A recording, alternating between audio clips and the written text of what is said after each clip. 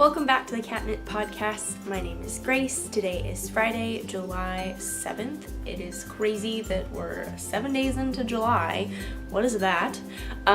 This is a podcast about knitting and now spinning and hand-dyeing yarn and baking and books and cats and literally anything, but mostly knitting and spinning, because that is what I love to do. Like always, you can find all my various social medias linked down below. I have Facebook, Twitter, Instagram, and Ravelry. I'm most active on Instagram by far. So if you like to follow me over there, you can definitely see regular updates, like a day-to-day basis. You can see what I'm knitting on every day. How exciting is that? I also have a Ravelry group for the podcast. If you go to Ravelry and click on the groups tab and search the Cat Knit Podcast, it should pop up. There's an introduce me thread if you like to introduce yourself. There's also an ask me anything thread that if you like to ask me any kind of questions, and the garbage men are coming, so we're gonna work on that. There's also an online store where you can buy some yarn that I've hand dyed. The link will also be down below, but it is thecatknityarns.bigcartel.com. Tour de Fleece is happening right now. That is very exciting. So I have spinning to show you. Oh my goodness, but we'll get into that later.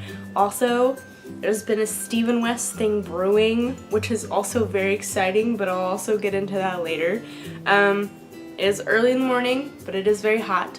But I still have my tea and I'm still wearing a shawl because it's a knitting podcast and you cannot not have tea and a shawl or some form of knitwear. So you do what you gotta do, it'll be fine. If you'd like to go grab something to drink or eat or craft or whatever, you can come back and join me for some coffee chat.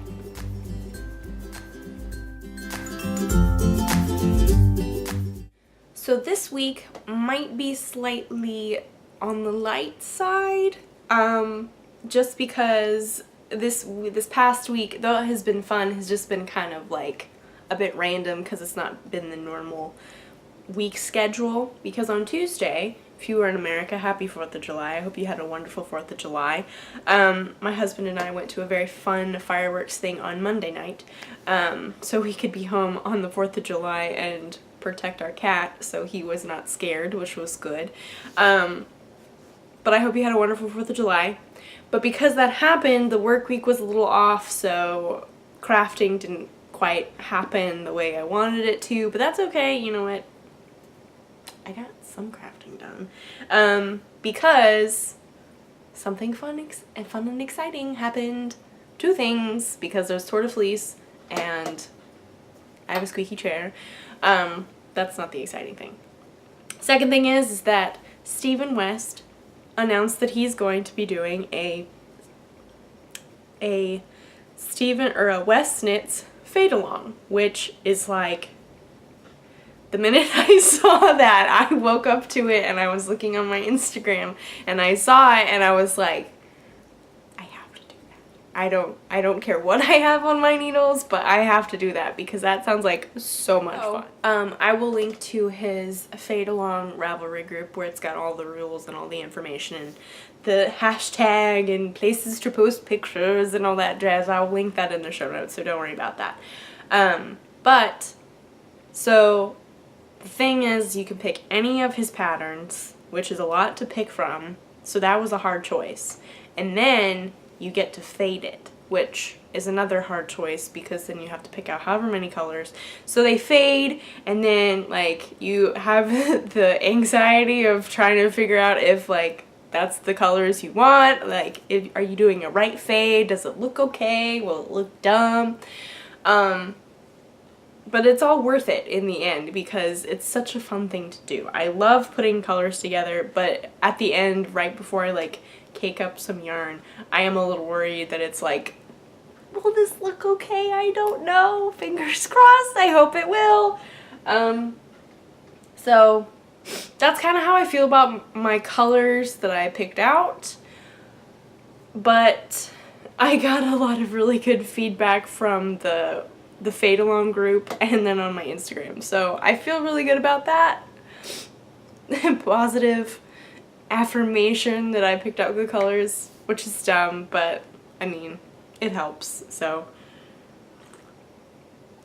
yes, I did cast that on Wednesday, I believe. I cast it on Wednesday, and I made a lot of progress, and I will show it to you in just a minute, so do not worry. I'm just enjoying my tea while it is still very hot, because that is when tea is its best. So, yes. Cast it on Wednesday. The start date was technically today, but I did check with the mods in the Fatal group, and there were other people that were thinking the same thing, that it was okay to cast on before the start date, because I mean it was just 2 days before the start date, and because I mean it's a Stephen West party, we all want to have fun, and if we're just too excited to wait, then it's okay. So I did check, and it was fine. Therefore, I cast on right away because I had yarn raring to go. So what I am doing, I finally decided to do the dotted rays speckled fade, which that did take a lot of like deciding, because I want to make a meandering shawl. I want to make an excuse me. He's got a new one called Squiggle Wiggle What, which is like, one, the name is adorable, so why wouldn't you want to knit it, and two, it's a really great pattern, and I really want to make one. And so many other patterns that, like, I can't even begin to name all the ones that I want to knit, because I want to make a lot of them. So, I finally settled on the speckled fade, the dotted rays, which I've seen many people make, and I'm very excited to finally make one myself. Yay. Here's what I have so far. I finished all the white is the first 6 wedges, and then I've started fading, and I don't know how well you can see that with the light, but I started fading into this mint green here. And so this is wedges 7 and 8, and then I think there's 15 wedges in total, and then the border. And then there's people coming. I can hear them. Hopefully you cannot hear them, but I will do my best to edit around them. So, keep moving forward. So yes, this is what I have so far of my dotted rays, which is very exciting. I really am amused and fascinated by this construction. Clearly we have small rows over here, and we add more and more and more and more rows. Lots of short rows. And if you don't know what a short row is, it is basically not knitting to the very end of a row or knitting to a certain point and completely turning your knitting around and going back. So you're not knitting an entire row, which means that not all of it gets knit, so you're kind of creating like something that, I don't know how to demonstrate this with my hands, but it's like, what am I doing here? So if like this is the end or whatever, this is like growing because it's getting more knitting, and this is like still staying flat. Does that make sense? I don't know. That was a very strange hand demonstration, so we're just gonna show you, and here they come again. So here we have like a very short amount of rows, and it gets bigger or longer as it progresses. It's literally me going to a certain point, and with this pattern it's like where the holes are, and I completely turn my work around and I knit back the other way. Why are we so loud this morning? So yes, I've been doing lots of short rows, and the nice thing about short rows is that, especially with this particular pattern, you only have like 2 or 3 really long rows in a wedge, because you're decreasing stitches that you have to knit. So as you go on and like the numbers get bigger and you increase stitches, and then like you just decrease the stitches that you have to knit, and so then the rows get shorter and shorter and shorter and shorter until you're only having to knit this much, and then it's just like bam, you're done. Then you have to go and knit like 2 or 3 or 4 maybe, I think, very long rows, which like that's really not a bad deal at all, because you get the enjoyment of knitting short rows and feeling very satisfied with the fact that it's going quickly because the rows are so short. And then you have the enjoyment of like, okay, I know that I need to knit to the end of this row, and this is going to be a fine, like, quick get this done. So it's a really great deal. I'm loving it. What are my yarns? Let's go over my yarns. Also, this is living in a surprise Stitch by Jessalou bag because I love her bags and they are wonderful. So that is living in there. This has like very wonderful polka dotted lining, just very wonderful. Again, they will be linked. Don't worry. I don't think she still has this particular bag, but she has so many bags to choose from. They're so much fun. Okay, what are my yarns? The white. This white cream is Madeline Toshmo Light in the Antler colorway. Leftover from my old romance cardigan. The teal, or the mint green, I think it's called like water green or something like that. Sea green, maybe? It's on my Ravelry project page, I will say that. They're getting so loud. So this mint color, do this quickly while they're quiet, is actually a Malabrigo lace that I'm holding double. And it's so light that it's kind of hard to see, but oh, that's better. That's much better.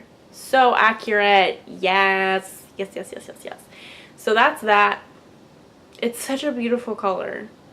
And I've had this in my stash. I have like 4 more skeins of this, but I've had this in my stash for forever, and I'm really glad to be able to use it. And holding it double, like, it feels like butter anyway, but holding it double just makes it feel like double butter, because that's definitely a thing.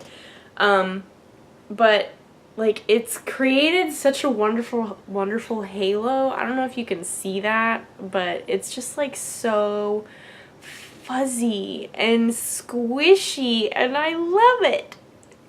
It's the type of thing that you wouldn't give a cat because they would like love on it so much, and then you would never be able to get it back because they would take it away from you. So that's color 1 and color 2. I have 5 colors. Actually, I have 6 colors in total. My next color that I will fade into is this lovely color. And this is definitely the most extreme color jump. I do realize that like this light green to this color is not very like subtle. But 1, it was all I had, and 2, I really like that. So this is Malabrigo Machita, whatever, in the teal feather colorway. That's very accurate. It's a little bit more green in person, but other than that, that is very accurate. That is fading into this beautiful color, which is Madeline Tosh Merino Light in the Mandala colorway. And all of these are very old stash, which is like so exciting because stash dash. Next, this is very fun. This is one of the fun things about this project. It's going to be fading into this guy, which is actually my hand spun. I spun singles forever ago, and yay, so I get to use that. That'll fade from that. I'm liking these colors on the camera, and then it'll fade into another singles hand spun, which is like this beautiful dark purple. Here's the lineup so far. So here we have this. So you have like a very light top and then a very dark bottom, and then on the end for this, I'm going to do the chevron border if you were wondering. There's a garter stitch option and then a chevron border. I'm going to use this guy for the chevron border, and I'm so excited. I'm so excited. So like, this lineup just looks really fun. It's very, I'm still like, I'm not on the fence, but I'm just kind of like concerned about my color choices. I'm very happy with how this looks, but I just don't know how it's going to look knit up. And then I add this beautiful pop of color. One of the hashtags for this fade along that Stephen West came up with is neons or neutrals, which I totally agree with. Neons are totally neutrals. They're so popular. They're so beautiful. Add them into everything, and everything will become fun. Just add neon. That's all you need. So yes, I'm going to add this little bit of neon. I might add another neon color for the chevron border. I don't know. I have to find one. So yes, that is my lineup for the Dotted Rays Speckled Fade by Stephen West. I am just now finishing up the fading between color A and color B. So I have made quite a bit of progress since Wednesday, in my opinion. It's also living in my loop bag from London, which is a wonderful yarn shop in Islington in London. If you are ever in London or visiting London and you've never been to Loop, I highly recommend going. It is very wonderful. I've got to go twice, and both times have been amazing because it's an amazing yarn store. The second time I got to meet some online knitting friends, which was very fun. Hello Rosie and Jessica if you were watching this. That was a long time ago, but it's a great yarn store if you're ever there in London, in Islington. Anyway, back to what I'm knitting. Dotted Rays, Speckled Fade, Stephen West, lots of yarns. It'll all be on my project page. Never Fear, Stitched by Jess the Blue Bag. I think that's all you need to know about this. I posted a picture of it yesterday, so on Instagram. My project page has been made, so that is a thing. And I'm going to be adding yarns as I go. So, yay! That is my knitting. That is all my knitting for the week. I also totally forgot to mention what I'm wearing, which I decided to wear this because of the Stephen West fade along, because this is a Stephen West pattern. You may be able to recognize what it is just from this, but this is his exploration station, and I'm not going to take it all off. This is what a chevron border looks like if you're interested. That's what I'm going to be doing. I'm not going to take it off because I have it like situated nicely right now, but I do have a project page for that, so I will put that there, and there's several pictures of it on my Instagram, scattered around on my Instagram, so there's that. But I love this so much, and it's a Stephen West pattern, and like, oh, you always want to celebrate Stephen West because he is a wonderful person and his patterns are amazing. So that's why I'm wearing the Exploration Station. I love this so much. So the Tour de Fleece is happening. Are you spinning anything? Because I'm spinning something. I have not spun as much as I would have liked. I was really working towards having a finished yarn to show you today, but that didn't happen. But that's okay. We had a really fun week, and that's the main point. But I did a lot of spinning. I spun singles, and now I'm working on a chain ply of a loop bump that I did not get photographic evidence of before I started. But if you go back to last week's episode, it's the Gerber Daisies loop bump. So it's got all those reds and like the neon pinks, and like I think there might be a little like slight orange. It's very wonderful. It looks like Valentine's colors. That's what I think of when I see it, not necessarily Gerber Daisies, but that's okay. Yes, it is currently on my wheel, and it is currently in the middle of the process of chain plying or Navajo plying, which, side story, I first learned when I learned how to ply. Chain plying was the first kind of plying that I learned how to do. And if you don't know what that is, or Navajo plying, it's literally like, it's almost like you're crocheting the yarn on itself, but you're using your hands. And so there was a tutorial, the Knit Girls tutorial on how to do it was literally the best tutorial that I could find, and it's so good. I learned how to do it within like 5 minutes of looking at the tutorial. So I highly recommend it. That'll be linked in the show notes. Don't worry.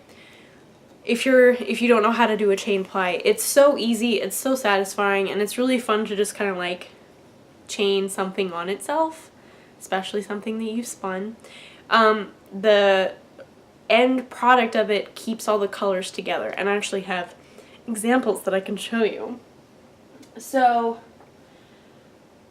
let's see. Here we have 2 chain plied yarns. I don't remember what the top one is, and the bottom is the Malabrigo Noob base. So as you can see, all the colors have been kept together. They have not been split up. They've all stayed together. The opposite of that is what barber pulling is, or a Barbara pulling, as I thought it was. Barber pulling is where you have these two strands spun together to create a 2-ply yarn, and it might be kind of hard to see. Let me pull out another cake of yarn to show you. A little bit more drastic. So yeah, as you can see, the colors have not stayed together. There's some light gray with the orange, there's some gray with the blue, there's like brown with the purple, and it just mixes everything up. And it just really depends. There's nothing wrong with either one of them. It really just depends on what you want to make. And also potentially how the fiber is prepared.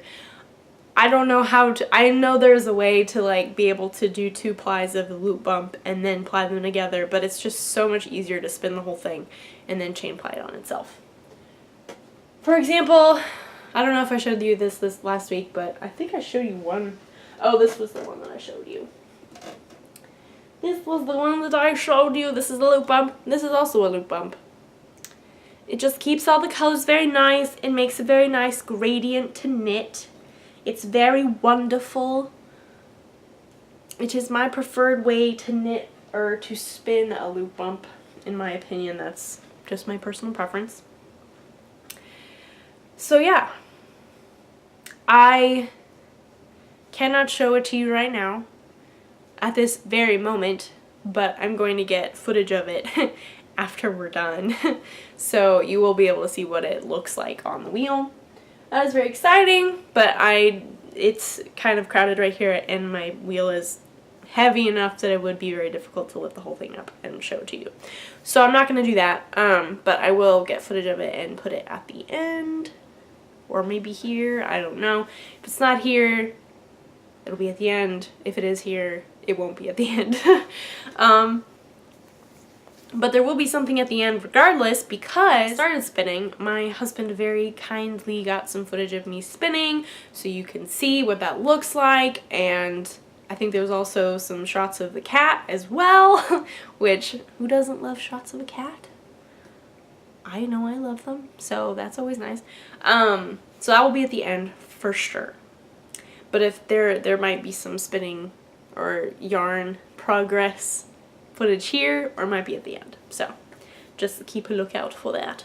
So another thing that I thought that I could chat about, because I don't have a lot to show you this week, is what in the world do you knit with hand spun? Because Tour de Fleece ends, and hopefully if this is a goal, you have maybe 5 or 6 skeins of hand spun that are brand new. They smell amazing. You're so proud of them, and you're like, I don't want to let them just sit there because I'm something with them, but also I don't know what to make with them.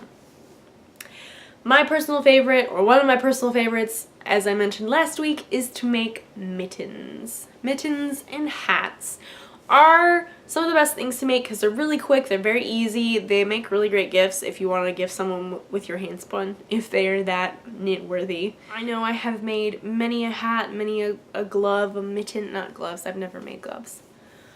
Gloves are very terrifying to me because you have to knit each individual finger, and that seems like a lot of shaping, and I don't know, I feel like I would be a little scared about that. I don't know. I've never knit gloves. I have made a lot of mittens. That's the point. Made a lot of mittens with the floppy top. That's my favorite. I'll link my favorite pattern to my mitten, or my favorite mitten pattern, in the show notes. I've made lots of sock head hats with hand spun. That'll be linked in the show notes. All these things that I'm going to talk about will be linked in the show notes, so don't worry. There are lots of hat patterns that are really, really good for hand spun. The Ricky hat by Solatigue is really good for hand spun. I know a lot of people have made those out of hand spun. I have not, but that's something that I definitely want to do in the future. Yeah, maybe out of some of my hand spun that I have back here, maybe some out of the yarn that I make this coming toward a fleece, which is very exciting. There are lots of shawls that are really great to make with hand spun. I know there are a lot of them, but the one that specifically comes to my mind is the Age of Brass and Steel, which I have not made one of those actually, but I really, really want to, and that's kind of like one of the goals, I guess, to spin yarn to knit an Age of Brass and Steel, because it looks so pretty in hand spun, and I just really want to do that. There's other things like The Hitchhiker's really good by Martina Bem. There's the Quaker Yarn Stretcher, which I don't know who that's by, but that's also really good for hand spun. I've seen so many pretty ones. Trying to think of other good hand spun patterns off the top of my head. I'll link a couple more if I can't think of anything now, but I'll link a couple more in the show notes, so you can go check those out. What I try and like look at when I'm trying to pick out patterns to go with hand spun, I usually want something that doesn't have a whole lot of like texture to it. So I don't want a whole lot of lace or cables really. There doesn't need to be anything fancy, just because usually I would knit, unless it's like a solid color, like if it's this, I would be okay with maybe a little lace or cables or whatever. But if it's something like this is like very colorful and there's a lot going on in the yarn, so I would really, really want the yarn to speak for itself. So, because isn't that just beautiful? Oh my goodness, I love this yarn so much. This is like my pride and joy right here. I love this. Which is like, why haven't you knit with it yet? And it's like, well, I'm holding on to it because it's just so pretty.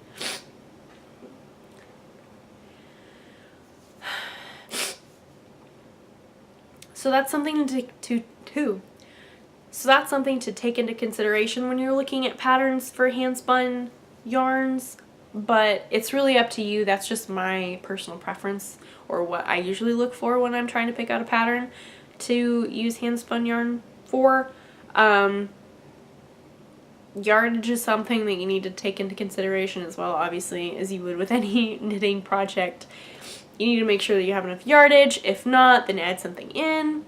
That's another really great thing about hand spun, is that you can always add a neutral into the hand spun to like stripe it or something or whatever, and it looks so good. Like, this would be so cool striped with something, like, I don't know what, like a gray or a black or a white. So much fun! Another hat that I've made with my hand spun is Pom Pom It by Stephen West. I think I've worn it on the podcast before, but it's like bright yellow, ribbed, and then on the top it's like white, because I think I ran out of yarn, and then a white pom-pom on top, and it's so awesome. I might make one of those out of this. That will be fun. Or this would be great mittens. I don't know.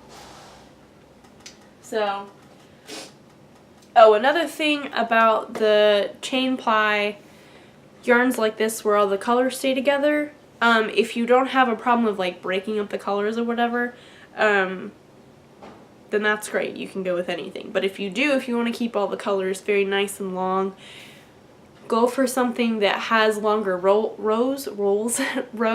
So maybe your shawl, the Quaker yarn shawl would be good if you have enough yardage. Or just something that like keeps the colors together, because usually when you chain ply, the color repeats will be longer because you're obviously not mixing up the colors, so that one color will stay together, so you have a longer stretch of yarn that is that one color, which will take up more knitting space. And so I don't know, does that make sense? It makes sense in my mind, so sorry if it doesn't make sense, but that's just another thing to think about. Do you want to keep the colors together? Are you okay with splitting them up? If you do want to keep them together, then look at things that are long stretches or whatever. Like, I do want to make mittens out of this, and I do want to make a hat, but that doesn't use all the yarn, and so that would split up these colors, and I really want to keep these colors together. So, I don't know. A cowl, maybe? It's not too scratchy. I could go around my neck, for sure. I don't know. So yes, that's just some of the things that I think about when I'm thinking about knitting with my hand spun. Again, that is totally personal preference. That's just what I think about, and there's no right or wrong way to do that by any means. I will include more links to patterns that I think will go well with hand spun in the show notes, because it's always good to have a list of, like, I feel like there's probably a list somewhere, and here come the yarn people. I'm sure there's probably a list somewhere where it's like a list of good patterns to use with hand spun. I just don't know where that list is, so I'm going to like compile my own, and you can take advantage of that if you'd like.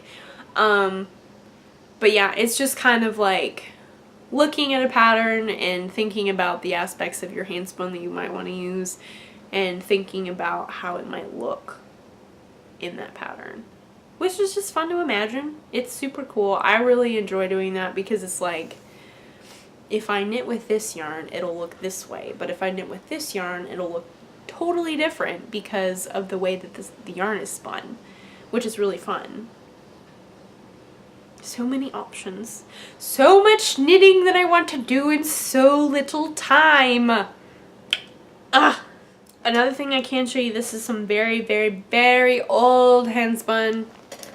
But it's actually pretty good. I got so much of this. This is a massive skein, and I still have a massive, sorry for the crinkling. This is from Dawn of Daybreak Dye Works. She is sadly not dyeing anymore, but she is so wonderful. She has a photography business now, which is very exciting. I don't know if she watches the podcast, but if you are, Dawn, hello, I hope you're doing well. And this is in the colorway Baby It's Cold Outside, which is fun. So this is her fiber that she dyed, and I don't remember what pattern this is, but I think it's something like Low Tide or something, but I'm going to show you this to show you what knitting with a two-ply yarn looks like. It gives you a more marbled effect.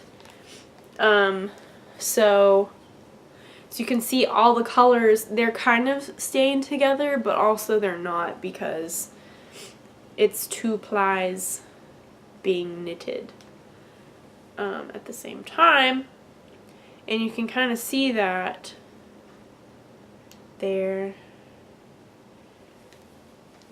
I hope this is showing up. I don't know if you can see this, but if you look closely, you can tell that it's more of a marbled. Let me see if I hold this really close. So you can see kind of it's two strands spun together, which creates that marbled effect. I don't think I have anything that's knit out of the chain ply nearby. It might be in a box somewhere, which if it is, that's a little bit problematic. But I do have a pattern in mind for the Gerber Daisies bump that is on my wheel that you will see at some point in this podcast. Maybe you've already seen it, I don't know. I don't remember the pattern name off the top of my head, but it'll be linked in the show notes, so don't worry about that. So yes, hopefully all that rambling knitting talk was either informative or helpful to you if you are looking for patterns that you want to use your hand spun with. Hopefully you'll find something on my list. Maybe not. If you don't, then I definitely recommend digging around on Ravelry, maybe looking in some hand spun groups. Maybe there's a list in the Tour de Fleece group. I don't know, I haven't looked. What are some of your go-to hand spun patterns? Do you have anyone that's a particular favorite? Like mine is mittens and hats. I love those so much. I just really like them because they're simple and they show off the yarn so well. It's so amazing. Also leg warmers. I've made leg warmers out of hand spun before. and that was fun. I think I've only worn them a couple times, but they were fun to make. So if you're looking into making leg warmers, that's great. So yes, I think that is all of the stuff that I have to talk about this week. Hopefully it won't be too much shorter than it normally is. There will be footage at the end for sure, so that will be exciting for you to see. So like always, you can find my show notes on my blog, which is linked down below if you're on YouTube, or if you're on my blog, they're down below. All my various social medias will also be linked down below. There's Facebook, Twitter, Ravelry, and Instagram.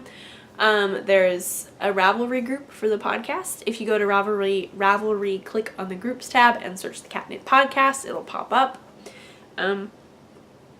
If you'd like to go and introduce yourself there, I love hearing from my viewers. If you are a returning viewer, thank you so much for coming back. I really appreciate you giving me some of your time. If you are a new viewer, I hope you enjoyed what you saw. There is an online store where you can buy some of my hand-dyed yarn. It's thecatknitYarns.bigcartel.com. I'm doing things a little out of order this time, but that's okay. Maybe the yard people are throwing me off. And they're getting louder. If you're on YouTube, you can hit the subscribe button if you'd like, and you can also hit the like button if you liked what you saw. I'd greatly appreciate it. Leave me a comment below with what you normally knit with your hand spun, or if you're making plans to knit with any of your hand spun that you've already had, or if you're doing the Stephen West fade along. What are you knitting? Are you excited about the colors you picked? Because I'm so excited, but also I'm kind of nervous. But I'm really excited to do the dotted phase. I'm so excited. I cannot wait to finish it because I love the way it looks. So yes, I hope that you've had a wonderful week. I hope you continue to have a wonderful week and a wonderful weekend. I have fun family plans this coming weekend, which involve a family surprise, so that'll be very fun. Lots of good family times and potentially a baseball game, which includes knitting. So yay, good knitting time there. That's very exciting. I'm looking forward to that. And yes, I hope you have a wonderful weekend, and that if you have any crafty plans, they are successful. I hope mine will be successful. And yes, I hope you enjoy the footage at the end. You can see me spinning on my shocked ladybug wheel. I forgot to mention that that's the type of wheel that I have. And then also potentially video or footage of the yarn that I'm currently spinning. So that is exciting. So I guess that's it for this week's episode, and I guess I'll see you guys next week. Bye! So here are my singles of the loop bump that I have, and what I'm doing is I'm just chain plying them into a beautiful Navajo ply, and I don't know how this is going to turn out because of the lighting, but here we have a light pink and it fades into a bright red, and then as you can see here, it fades from red to pink, and then there's more pink under here, but then it ends with this bright neon pink, which is very fun. So this is my ladybug wheel. It served me very well. And here is my little ladybug. Boop.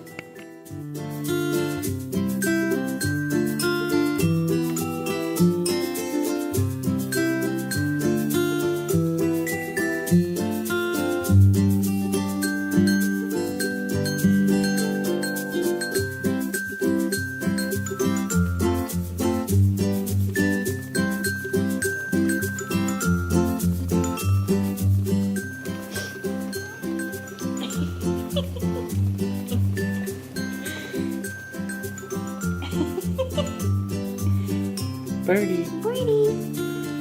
Birdie.